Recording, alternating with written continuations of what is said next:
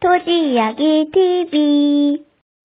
안녕하세요. 토지이야기의 토통령입니다. 오늘은 경매나 공매에 있어서 가격이 저렴하다고 해서 낙찰을 덜컥 받거나 또 지분권자와 가격이 저렴해서 낙찰받아서 협상을 하기 위해서 덜컥 받아가지고 추후 끝내 이러지도 못하고 저러지도 못하고 기회적 시간 비용을 날려버렸는 경우인데요. 요즘 금리가 제로 금리다 보니까 어디 투자할 데가 없나 싶어 가지고 저렴하다고 해서 무조건 낙찰 받는 거는 절대 안 된다. 그런 의미에서 오늘 경각심을 알려드리기 위해서 무작정 경매 공매 옷에 누구나가 할 수 있다고 해서 무조건 낙찰 받는다고 협상이 안 돼 갖고 돈으로 회전할 수 없다 그러면 안 받는 만 뭐 하게 되거든요. 그 사건을 한번 같이 이야기해 보도록 하겠습니다. 자, 이야기에 앞서 구독과 좋아요, 좋은 내용을 계속 받기 위해서는 알림 설정까지 해주시면은 또 영상 제공을 하는 저에게는 큰 힘이 됩니다. 자, 사건 번호는 2019 타경 514268번이고요. 경기도 화성시 송산동에 있는 물건 종류는 도로고 46제곱미터 13.9평이 나왔습니다. 자, 이게 공유물 분할에 의해서 형식적 경매가 진행이 되었었는데요.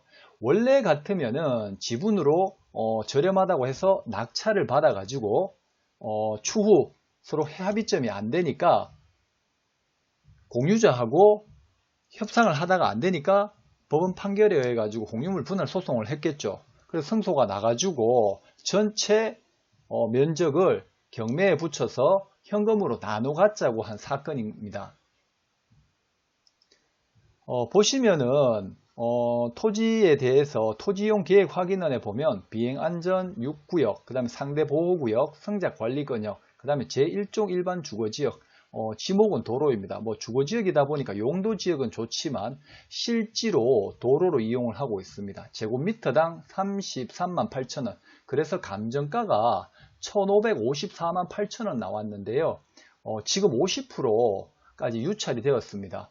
제가 봤을 때는 여기서도 낙찰이 될지 아니면 더 유찰이 될 것 같은데요. 또 새로 이렇게 전체 면적을 낙찰을 받는다 해서 또 새로운 소유자가 되는 사람도 이 전체 면적을 가지고 봤을 때도 해결점은 잘 없을 것 같아요. 자, 토지 등기부 등본을 보게 되면은 소유권 이전이 전체 원래는 1989년 11월 4일날 방땡님 외 2명이었습니다. 그게 3분의 1 공매가 나온 거죠. 근데 보면은 추땡님 지분 전부를 2008년 8월 20일날 공매로 3분의 1을 가지고 왔습니다. 자, 각 구의 토지 등기부 등본을 좀 보셔야 되는데요. 각 구에 보면은 각 구 5번 란에 보시면은 2008년 8월 20일 날 보면 공매로 의해 가지고 3분의 1을 정땡영님께서 낙찰을 받았고, 그 다음에 지금 벌써 한 2년 지났죠. 12년이 지났는데 그때 당시 아마 이분은 이 도로가 보상이 된다든지 아니면은 공유자하고 지분으로 해서 협상을 벌이면은 감정가 대비 한 30-40% 유찰이 되어 갖고 공매로 낙찰을 받았으니까 협상을 받아서 100%는 받아도 한 200 남기겠다는 생각으로 했지만은 실질적으로 여기까지 와버리니까 1500만 원인데 700까지 유찰이 되었었죠. 자, 다시 보시면 770만 원인데 아무래도 770만 원을 3명으로 나눈다고 하더라도, 자, 770만 원에 낙찰이 되어 갖고 3명으로 나눈다 하더라도 실질적으로 256만 원이 돌아옵니다. 그러면 과연 2008년도에는 얼마의 낙찰을 받았는지 한번 보도록 하겠습니다. 온비드 사이트에 들어가셔서 그 집원 물건을 공매라고 이렇게 나오게 되면 그 과거 집원 각 구를 왜 보셔야 되냐 하면은 이 과정이 어떻게 흘러와서 어떻게 진행이 되고 있는지, 이 사람하고 협상을 했을 때 협상이 어떻게 될지를 알아보셔야 되잖아. 그죠? 왜 이 말씀을 드리냐 하면은 쉽게 말해 갖고 제가 이거를 모르고 700 80에 낙찰을 받았어요. 근데 알고 봤더니 전에 낙찰받은 그 지분권자가 공매로 인해가지고 낙찰을 받았는데 해결을 못 해가지고 끝내는 여기 판결까지 와 형식적 경매를 진행을 했던 거기 때문에 협상이 이게 낙찰 받는다 하더라도 해결이 잘 안 된다는 거죠. 왜냐 전 소유주도 전에 낙찰 받았던 사람들도 무언가를 해보려고 했는데 쉽게 말해서 해결을 못 했다는 거죠. 그죠? 그렇다면 내가 낙찰 받는다고 해결이 쉬울까요? 물론 사람에 따라 가지고 협상 능력에 따라 가지고 또 어떤 뭐 다른 역발상적인 생각을 해갖고 할 수 있는 방법도 있겠지만은 이런 경우는 아무래도 힘들다는 거죠.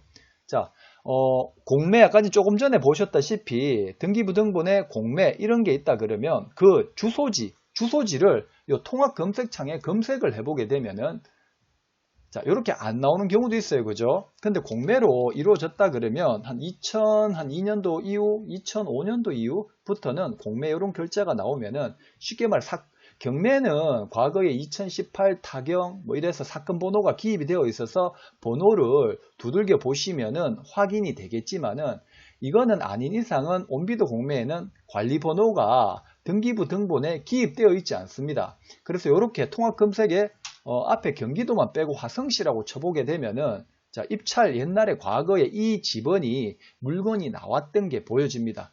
자, 그러면은 경기도 화성시 송산동 97-136번지 얼마에 낙찰 받았는가요? 271만 9천원에 낙찰을 받았습니다. 요 금액에 지금 낙찰을 받았죠. 그럼 제가 조금 전에 3분의 1 나눴을 때 200 돌아오는 게 270만원인데 경매 비용이며 그간 12년 동안 270만원을 묶어놨는데 금리보다 조금 더 많은 돈을 벌기 위해서 묶어놨는데 10년 동안 은행에 이자만 넣었어도 그때 당시만 해도 그래도 2% 3% 줄 때고 지금이야 제로금리 1%대밖에 안 줄지만은 그래서 10년간 묶여놨다 그러면 여기 투자한 것보다는 훨씬 낫겠죠. 자, 여기 들어가 보게 되면은 과거 물건 정보를 볼 수 있습니다. 그죠? 그때 당시 때도 감정 금액이 있어요. 감정 금액이 388만 3,250원인데 271만 9천원 거의 한 30% 유찰대가 낙찰받았죠. 그러면 이분은 정땡님께서 이분은 여기 요 값만 공유자한테 낙찰받아도 팔아도 괜찮겠다라고 했지만 실질적으로 전혀 협상이 안 되는 건입니다. 자, 보시면 실질적으로 이렇게 이용이 되고 있는 거예요. 자, 이런 거 낙찰받아서 뭐 이 사람들한테 여기 살고 있는 분들한테 지료 내놔라고 할 수 있을까요? 그간 오랫동안 마을길로 형성되는 거는 공유자들의 여기 살고 계시는 마을 주민들의 편의상 제공이 되었는 거기 때문에 이런 거는 지료 청구하기도 사실은 힘듭니다. 그죠? 여기 보시면 그죠? 이게 만일 도시계획선이라 그러면 앞으로 미래에 지자체에서 도로로 개설하겠다라고 해놓은 것 같으면은 마을에가 나중에 공익사업이라도 편입이 된다 그러면 보상이라도 받겠지만은 그게 아닌 이상은 보상도 안 돼, 지료 청구도 안 돼. 쉽게 말해갖고 공유자한테 어떻게 감정가대로만 조금 헐게 30%의 유찰된 가격에서 낙찰받아서 감정가대로만 받아갖고 조금의 이익을 남기려고 했지만 12년 동안 아무 실익이 없고 오히려 법원 경매비 들어가죠. 경매비 들어가고 시간 낭비했죠. 기회적 비용을 다 그냥 홀라당 날려버렸는 겁니다. 앞으로 우리 이 영상을 들으시는 분들도 뭐 요즘에 유튜브에 공매 경매 뭐 나도 할 수 있다 뭐 이렇게 해갖고 뭐 자신감 많이 있습니다. 그죠?